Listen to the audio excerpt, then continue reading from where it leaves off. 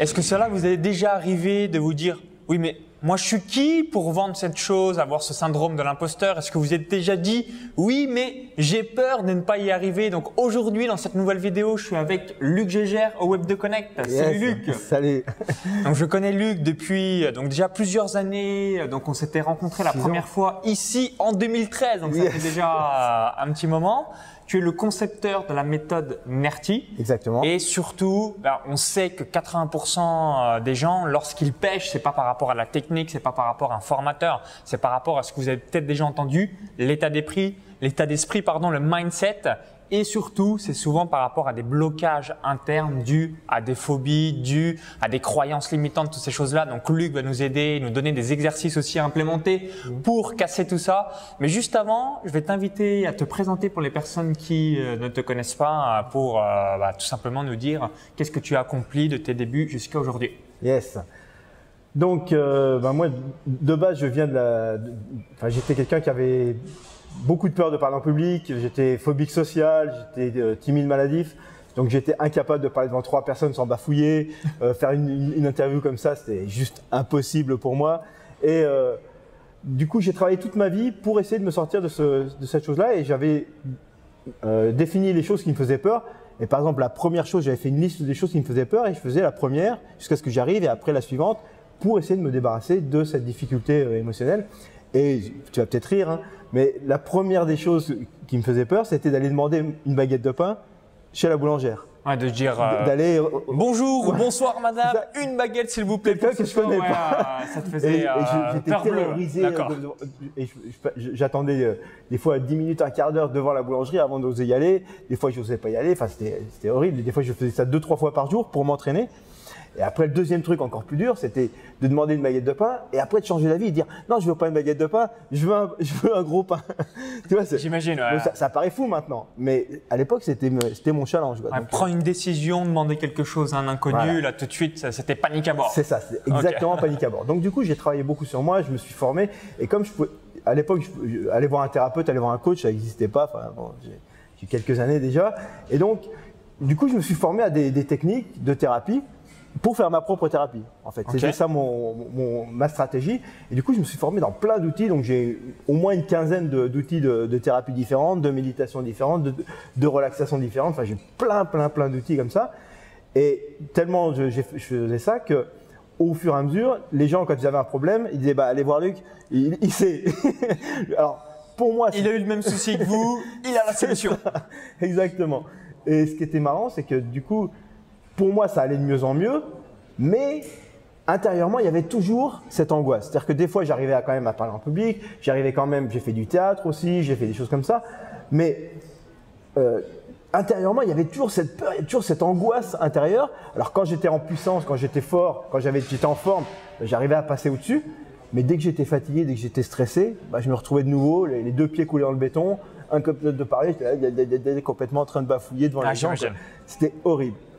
Et ça a duré pendant des années, jusqu'en 2008, où d'un coup, il y a eu une bascule. C'est-à-dire que du jour au lendemain… Alors, quel était ce fameux déclic-là que tu nous partages en 2008 ? En fait, je n'ai pas trop compris comment ça s'était passé réellement. Mais ce qui s'est passé, c'est que je me suis retrouvé un jour dans une situation sociale où je devais être devant un public à jouer du piano, enfin improviser dans le piano, alors que je ne savais pas jouer de piano, hein, c'était juste… mais par défi, je me suis dit, j'y vais aussi. Et je pensais que j'allais avoir un peu la voix qui tremble, un peu avoir des suées, un peu rougir, mais que j'allais faire genre non, ça va, c'est faire la frime comme je faisais à ce moment-là. Sauf que quand j'y suis allé, il ne s'est rien passé. C'est-à-dire que j'étais là, j'étais tranquille, j'étais devant les gens, je dis mais qu'est-ce qui se passe? Et j'ai même oublié le public à un moment. Alors que quand tu es timide, ça n'existe pas. Tu as l'impression que les gens ils te touchent avec leur regard, tellement t'es mal, quoi. Et là, j'ai oublié, et à l'époque, j'étais déjà thérapeute, j'avais déjà mon cabinet. Je me suis dit, mais qu'est-ce que j'ai fait? Et du coup, j'ai commencé à vouloir le faire en cabinet. Première fois, ça ne marchait pas. Deuxième fois, ça ne marchait pas. J'ai cherché. Puis un jour, paf, une phobie qui dégage en une séance. Wow, qu'est-ce qui s'est passé? Tu t'es dit, oh, c'est magique. Je fais ça. Et puis après, une deuxième fois. Puis après, une troisième fois. Et puis de plus en plus. Puis au fur et à mesure, j'ai raffiné jusqu'à trouver ce que j'appelle le verrou émotionnel. C'est-à-dire, c'est ce qui fait que tu as une réaction émotionnelle et qui est ancrée en toi et contre laquelle tu essaies de te battre pendant des années. Et quand tu bascules le verrou, elle disparaît. D'accord. Elle disparaît carrément à l'intérieur de toi. Et c'est ce que j'avais vécu. Définitivement. Pas le revient, voilà, 6 mois, 1 an, 3 ans. En fait, c'est définitif parce que la partie du cerveau qui est responsable de cette alarme, puisqu'en fait, ce qui se passe, c'est quand on a une réaction émotionnelle incontrôlable. Bon, moi, c'était la timidité. Ça peut être, comme tu parlais tout à l'heure, le syndrome de l'imposteur. Ça peut être le fait de se dire, ouais, mais moi. Si vous n'êtes pas encore sur Internet, vous avez ces deux syndromes, le syndrome de l'imposteur, le syndrome de la confiance en soi en disant je ne vais pas y arriver, je suis pas né dans la bonne génération. Bref, je vous laisse un petit peu je serai jamais capable, intérieur. Je mérite pas de réussir. Enfin voilà, toutes les bêtises comme ça. En fait, c'est qu'il y a une partie de ton cerveau qui croit que si tu réussis, tu vas mourir. Que si tu te mets sur Internet, tu vas mourir. Que si tu te lances dans cette technique, tu vas mourir. Ok. Mais c'est complètement inconscient. Donc, pour éviter d'y aller, tu trouves des excuses. Tu trouves des raisons. Tu dis, ouais, mais non, c'est pas mal pour moi. Alors qu'en fait, c'est juste parce qu'il y a à l'intérieur une peur. Et cette peur, elle est gardée par la partie instinctive du cerveau qui se croit en danger de mort. D'accord. Donc c'est, si je dis pas de bêtises, on a 3 cerveaux. Il y a le cerveau limbique. Les 3 étages. En fait, il y a le cerveau, le mental, celui qui réfléchit, celui qui a des idées, donc rationnel, carré, voilà, qui dit tu devrais pas fumer. Et puis en dessous, tu as le limbique qui lui est émotionnel, qui lui du coup, il se dit ouais mais moi j'adore fumer. Je veux le plaisir instantané. Et le plaisir instantané de l'émotionnel, il est plus fort en général que le mental. Hein, sinon, tous les fumeurs auraient déjà arrêté de fumer. Ça, absolument, je confirme. Et encore en dessous, il y a le cerveau instinctif qui, lui, est encore plus fort, mais qu'on ne peut pas raisonner. C'est-à-dire que tu as beau te dire, par exemple, les gens ils disent j'ai le syndrome de l'imposteur, du coup, ils vont se former, ils vont faire telle formation, mais tu as l'impression qu'ils ont fait toutes les formations du monde. Mais toujours pas de résultats, ils sont stoïques, ils ont les connaissances, par contre, si on les entend parler, ils ont les connaissances, sûr. Mais il n'y a pas de passage à l'action. Voilà. C'est bloqué, c'est bridé. C'est exactement ça. Émotionnellement. Et c'est parce que cette partie instinctive du cerveau, elle se dit, si je passe à l'action, je vais mourir. Alors qu'intellectuellement, ils savent que c'est pas vrai. Émotionnellement, ils ont fait tout ce qu'il fallait, ils se sont conditionnés, ils ont sauté, ils ont fait le peak state de Tony Robbins. Ils ont marché sur le feu. Ils ont marché sur le feu, voilà. Mais c'est encore la partie émotionnelle qui est là à ce moment-là. Et la partie instinctive en dessous, elle dit ouais, mais non, moi j'y vais pas. C'est que quand tu es dans l'énergie de la marche sur le feu, tu dis ouais, c'est bon, j'y vais. Puis ça tient 1 semaine, 2 semaines, 3 semaines. Et puis hop, tu repars. Ah non, je peux plus bouger. Voilà. Alors du coup, quel exercice ou alors quel conseil tu peux donner aux personnes qui se disent « Oui Luc, je me reconnais, je fais partie de ces personnes qui sont comme ça » pour éradiquer, tordre le cou et ne plus avoir soit cette phobie, cette croyance qui nous limite pour enfin passer à l'action et ne plus être soumis par rapport à nos peurs et tous nos blocages internes. En fait, il va falloir aller parler au cerveau instinctif. Le problème du cerveau instinctif, c'est justement on ne peut pas lui parler. Alors, donc il faut aller lui expliquer les choses. Et la façon d'aller lui expliquer, alors il faut d'abord que j'explique qu'est-ce qui se passe. C'est-à-dire qu'est-ce qui crée cette alarme du cerveau instinctif? C'est un moment où on a eu dans notre vie une perte de connaissance accidentelle. C'est-à-dire qu'on est tombé dans les pommes, vraiment. Et cette perte de connaissance, elle est câblée par le cerveau instinctif, le cerveau reptilien, comme étant une mort. Et donc il a gardé ce moment de perte de connaissance avec toutes les informations sensorielles qu'il y avait autour. C'est-à-dire tout ce qu'on a vu, tout ce qu'on a entendu, tout ce qu'on a ressenti, toutes les sensations qu'on a eues, toutes les odeurs aussi et toutes les saveurs. Mais non seulement les vraies, celles qui sont passées par nos sens, mais même celles qu'on avait dans notre imaginaire. D'accord. Et quand quelque chose dans notre vie ressemble un petit peu à ce qui a été vécu à ce moment-là, il envoie l'alarme. D'accord. Donc par exemple… c'est un exemple précis à donner que tu as déjà traité par rapport à tous tes clients. Ça va bien vous parler comme ça. Ça arrive beaucoup à la naissance. Ouais. Donc à la naissance, on arrive à la lumière et on tombe dans les pommes. Donc le cerveau, il fait une association entre j'arrive dans la lumière et je vais mourir. Et qu'est-ce qui se passe? C'est quoi arriver dans la lumière? C'est venir sur scène.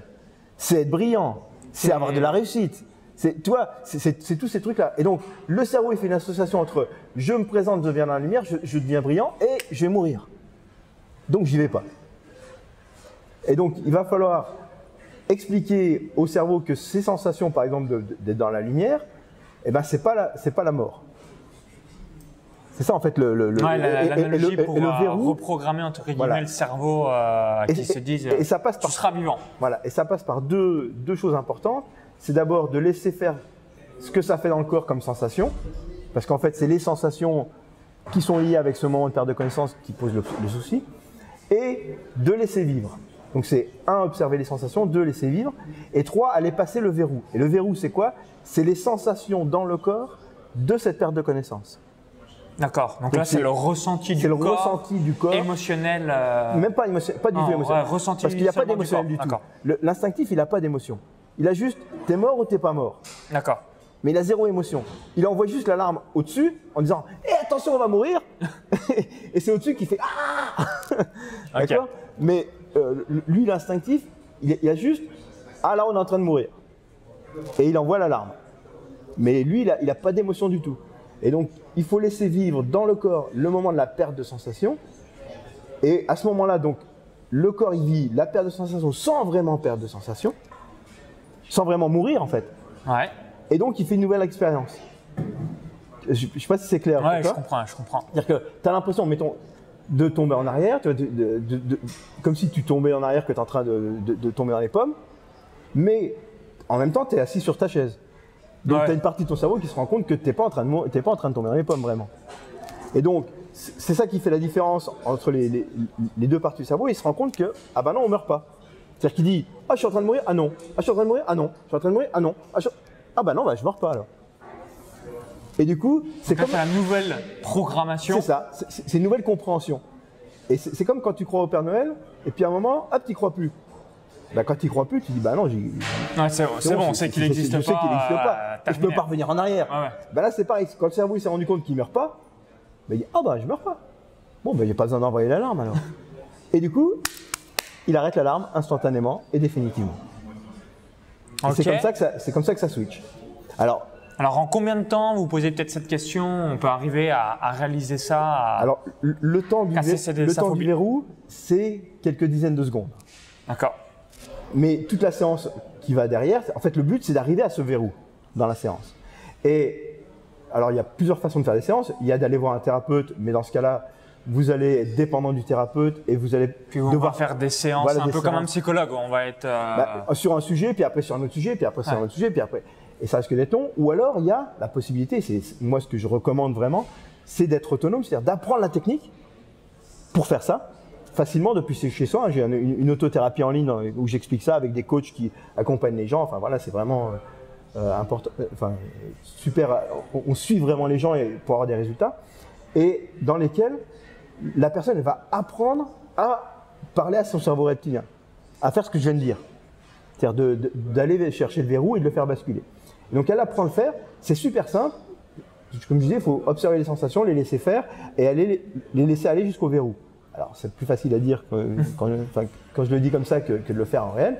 Mais dans la formation, il y a tout un processus où je vous éduque pas à pas pour arriver à la fin au protocole dans lequel vous allez pouvoir y arriver. Et une fois que vous allez arriver une fois sur un sujet, vous allez arriver sur un deuxième, un troisième. Et pour le reste de votre vie, vous avez la possibilité de vous débarrasser de toutes les réactions émotionnelles qui vous prennent la tête et qui vous empêchent d'abord de réussir, mais aussi après de plein d'autres choses auxquelles vous ne pensez même pas et qui vous prennent de l'énergie et qui vous empêchent d'exprimer qui vous êtes profondément et d'exprimer votre plein potentiel. Voilà. Alors si vous visionnez cette vidéo, vous dites peut-être ouais mais finalement quelles sont les 2 ou 3 principales erreurs que tu vois chez tes clients ou alors parce que peut-être que vous dites ok Luc mais j'ai essayé tout ce qui était possible inimaginable, les différentes stratégies, méthodes, thérapeutes, bref. Si vous regardez cette vidéo et que vous avez des blocages ou alors des phobies et ça fait des années que vous voulez vous en débarrasser mais vous n'y arrivez pas, qu'est-ce que tu ressens? Parce que j'imagine que tu as des milliers de clients et j'imagine que dans certains de ces milliers de clients, il y a des personnes que tu as débloquées et ça faisait peut-être 10 ans, 15 ans, 30 ans. 30 ans, 40 ans, voilà, il y a des personnes qui ont 70 et quelques années. Dis-nous tout. Ce qui se passe la plupart du temps, c'est ce qu'on nous enseigne la plupart du temps, c'est quand on a peur, il faut contrôler. On nous dit toujours ça, il faut contrôler ta peur. En fait, plus tu contrôles, plus tu renforces le problème. Ok. Et c'est ça que c'est la première des erreurs, c'est qu'on a tendance à bloquer le système. Alors que la sensation d'émotion, elle est là pour nous donner un signal d'alarme simplement. Et donc si tu laisses pas ce signal d'alarme se faire, c'est comme si tu avais une alarme sur ta voiture avec un truc qui te dit tu n'as plus d'huile et tu enlèves l'ampoule. Mais tu continues à rouler. Ouais, je comprends. Tu vas péter ton moteur. C'est ça. Et donc là, c'est la même chose. La plupart du temps, on veut contrôler. Alors que la première chose à faire, c'est simplement d'observer ce que ça fait comme sensation dans le corps et de laisser dérouler l'émotion. Et elle va d'elle-même se terminer. Se terminer, d'accord. Parce qu'elle n'est pas censée durer tout le temps. Sauf si tu la réalimentes avec ton cerveau. Mais si tu es juste en observation de ce qui se passe dans ton corps, eh ben, n'importe quelle émotion, elle dure en général 5 à 10 minutes. Donc la première chose à faire, c'est déjà observer la sensation que ça fait dans ton corps. Rien que de t'entraîner à faire ça, déjà ça va permettre, par exemple, tu as peur d'aller en public, de parler en public. Bah, l'erreur qu'on fait, c'est on dit « Ah non, j'ai pas peur. » En fait, plus tu dis ça, plus tu as peur. Ouais, plus tu as peur. Parce que tu entraînes le monologue « J'ai pas peur, j'ai pas peur » et le cerveau fait pas la distinction du vrai ou du faux. Du coup, tu te crispes et tu ancres le problème. Alors que si tu dis « Ok, j'ai peur, ça fait quoi dans mon corps ? Bah, ça me fait mal à la gorge, ça m'empêche de respirer et ça me donne chaud dans le dos. » Tu observes ça 5 minutes, bah, tu vas te rendre compte que de soi-même, ça va redescendre. Naturellement. Ok. Sans rien faire. C'est ça qui est génial. C'est que simplement, si tu observes ce qui se passe, déjà de soi, ça va commencer à se calmer. Ça ne veut pas dire que tu auras nettoyé ce qui produit la réaction émotionnelle, mais au moins tu auras permis que ça ne s'emballe pas. Ouais, je comprends. Voilà, que ça ne fasse pas boule de neige. Voilà. Et déjà, pour moi, c'est le premier truc le plus important. Après, il y a tout le travail de respiration, évidemment, que tu vas pouvoir faire. Prendre des grandes inspirations bien calmes, dès qu'il y a de la panique, dès qu'il y a des choses comme ça c'est sûr, tout le monde le dit. Se détendre physiquement aussi. Alors, un truc aussi, tiens, pour se détendre, pour ceux qui n'arrivent pas à se détendre. Il y a plein de gens qui disent « Ouais, mais moi, je ne sais pas me détendre, je ne sais pas me relaxer. » Il y a un truc super qui marche à tous les coups à ce niveau-là, c'est je contracte, et je relâche.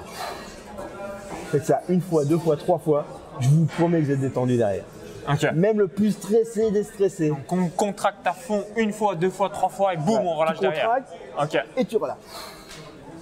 Tu reprends, t'attends un petit peu, tu recontractes.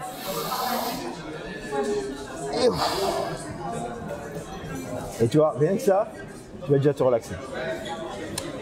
Ok, bah merci Luc par rapport à tous tes conseils. Donc là, on est à l'événement, le Web 2 Connect. Donc là, mettez à fond le volume. Vous voyez, vous voyez peut-être même des personnes qui sont familières pour vous. Vous voyez un petit peu tout le monde. Donc juste pour finir sur une dernière question, il y a peut-être des personnes qui me disent « Luc, je veux que tu m'accompagnes pour libérer mes phobies. Qu'est-ce que tu as sous la main ?» Et dis-nous tout pour les personnes qui disent « Oui, je veux me libérer de mes croyances limitantes. » Il y aura un lien sous la vidéo et vous pourrez voir donc des vidéos où je présente un peu plus dans le détail tout ce que vous pouvez faire. Et si vous voulez qu'on vous accompagne derrière, il y a la possibilité de vous accompagner avec cette formation en ligne sur laquelle vous pouvez donc apprendre l'autothérapie pour vous-même.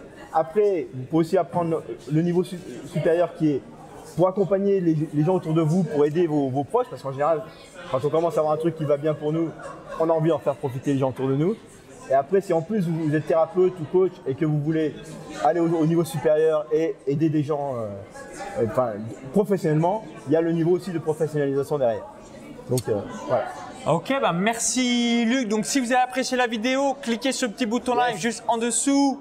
Et toutes les infos sont dans la description juste en dessous. Merci par avance et dites-nous dans les commentaires sous la vidéo quelle est votre plus grande croyance, phobie ou qu'est-ce qui vous bloque aujourd'hui donc pour passer à l'action ou alors pour réaliser les projets que vous désirez. Dites-nous tout, ça serait grand plaisir de lire vos suggestions. Je suis sûr qu'il y a aussi des gens dans l'audience qui ont déjà utilisé cette méthode, qui ont déjà eu des résultats. Donc, voilà, si c'est votre cas, dites-le aussi, mettez-le dans les commentaires. Témoignez juste en dessous. Ça permettra d'avoir un petit feedback de tout le monde. Donc, désolé pour le bruit ambiant en fin de vidéo. Et on vous dit à tout de suite directement dans la description juste en dessous. Et bon déblocage des croyances, des limites, du tutti quanti. À tout de suite. Yes, prenez soin de vous.